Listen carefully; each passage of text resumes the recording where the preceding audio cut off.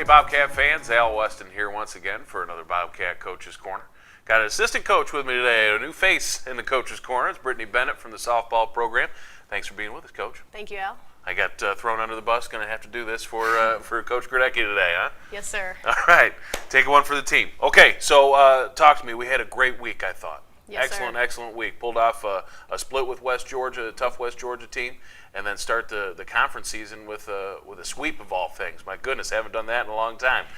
Talk to me about the West Georgia doubleheader. You got to go against your old coach or your old assistant there, and tell me about that doubleheader and how we pulled off a win there. Against West Georgia, like you said, it was against Mandy, so I knew her very well.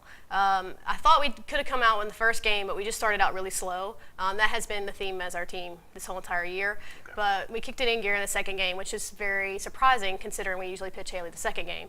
But we pitched Sabrina the second game and we came out on top. So that's a split that I'm really happy with. I really wish it would have been two, but we did a really good job of coming back and getting the second game.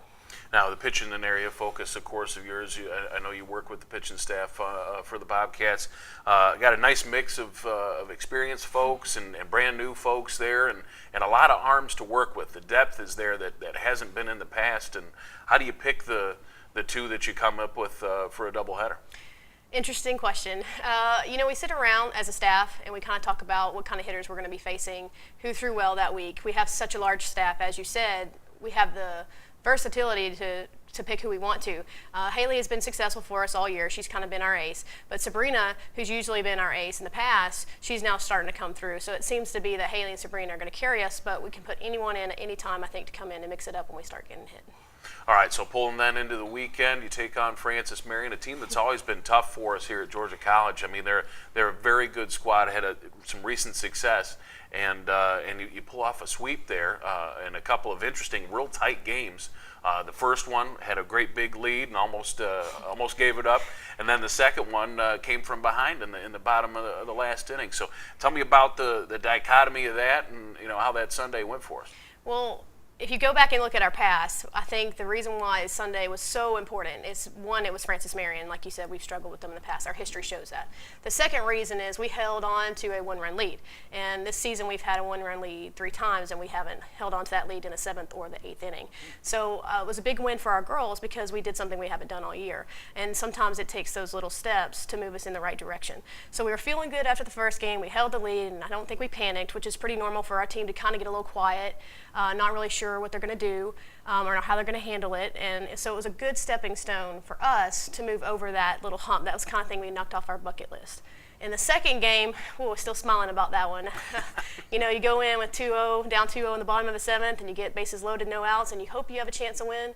But I looked at Haley, and she was up to bat, in the batter's box, and I said, Haley, if you get on and we score, you're going to come back and pitch. And I was like, I need you to be ready to pitch. Well, she didn't have to pitch because we came back and scored all 3 runs in the bottom of the 7th. Very big win for our program. Very good job by our girls. Good team win all the way through and through. And the first one, I want to mention Erica Bell, of course, shutting the door on the Patriots in the first one. Sabrina got us a good chunk into the game and unfortunately started to give up some runs. When did you make that decision to move to the freshman from a senior? Big decision, I think, to make as a staff because Erica struggled. She's walked a lot of people over the last 4 or 5 games that she's thrown, so it was a big decision, but we figured that anything that's a change of pace we're so good up and down our ladder of pitchers. Any change, I think, sometimes is going to help us. Erica had a great week at practice. We had pushed her really hard, and we just told her step up. We needed her, and I think a freshman coming in for a senior who struggled all year finally came in and stepped up us and got the save. Boy, it was really clutch. With the depth that you have and talking about being able to change things up with the pitching staff, is there typically you don't have a closer in softball. Has that been a thought for you guys at all because of that depth and being able to throw different angles and different speeds and that sort of thing? Is that a thought process for you? It's a thought process that we haven't worked through yet. We've talked about it a lot, and the reason why we've talked about it, But we've been in a lot of situations where we've only given up 3 hits a game, 4 Yep. hits a game, 2 hits a game. So it's hard to really bring someone in and say, hey, we're going to change the pace when we're not really getting hit hard. We haven't had a lot of home runs hit off of us. We've really had not a lot of doubles hit off of us. They're just kind of singles that poke through the infield. So we've talked a lot about Kelsey Edmondson, a freshman. She's really got a pitcher's build. She looks like a closer. She looks like she can come in and throw it hard. Coming in and saving some games for us, but when you're not getting hit hard, it's kind of hard to make that change. Erica came in because Sabrina was getting the hit a little bit hard, and they were starting to time her, so just mixing the speed a little bit would help with that. But Kelsey Edmondson is someone we're looking to do that, but we're not in a situation yet where we've really needed it. Gotcha. Okay. Well, let's talk about the St. Petersburg folks. And the second game really came through in that last inning for you. I know Natalie Bellantoni got on base. Mm-hmm. You also got Michelet Hall. She got a hit as well. And then, of course, the walk-off fielder's choice from Shalisa Shirley. Those St. Petersburg folks, they all came to Georgia College to play for Coach Gradecki. And yes, sir. What do you think it says about the coach and the relationship that she has with these kids that they want to seek her out when it comes after those first 2 years? I think it's awesome when you always have people that came to play for the coach they signed up for. That's always a benefit, always. It never changes. The good thing about those kids is you knew what you're going to get when you came into. They're new to me, but it seems to see that they know what coach wants. They know what needs to be done, and they know how to be successful with her.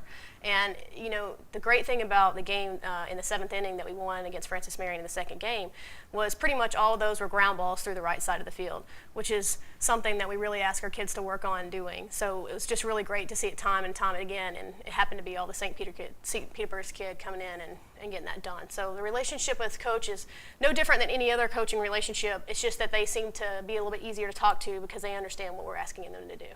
Okay, so Brevard College coming in on Friday. What do you know about the Tornadoes of Brevard? Brevard, I think they've been kind of up and down.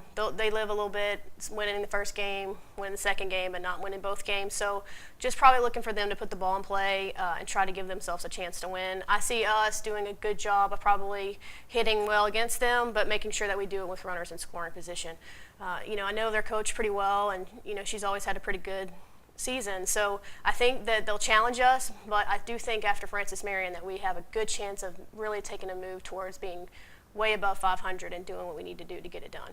Well, watch the Bobcats get it done on Friday. 4 p.m. start for a doubleheader with Brevard. If you can't make it out to the Peeler Complex, check gcbobcats.com. We'll have links for a broadcast. We'll have links for live stats for you if you can't make it out on Friday. Again, that's at 4 p.m.